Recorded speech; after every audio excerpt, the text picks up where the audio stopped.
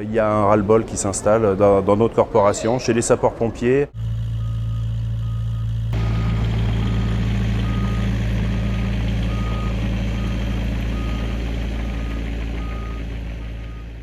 Il faut savoir que tout n'est pas médiatisé. Par exemple, les sapeurs-pompiers de Nouméa, il faut savoir qu'ils ne passent pas une semaine sans être attaqués. Des attaques qui peuvent aller d'un simple caillassage qui abîme les camions.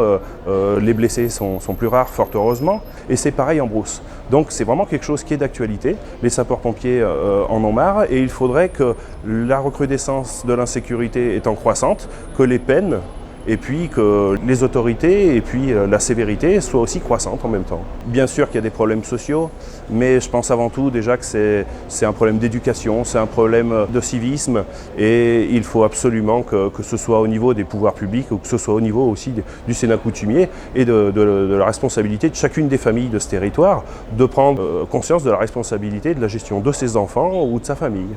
On a été obligé de mettre en place des plans d'intervention contre les violences urbaines pour savoir comment on se replie, comment il faut qu'on soit protégé par les forces de l'ordre éventuellement.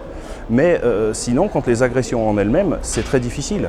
On est voué à des attaques, souvent en première ligne, puisque quand on va nous appeler pour un feu de voiture, souvent c'est les pompiers qui vont arriver en premier pour éteindre le feu de voiture et ils vont se retrouver finalement pris dans un guet-apens ou dans un conflit qui est en train de se régler entre deux groupes.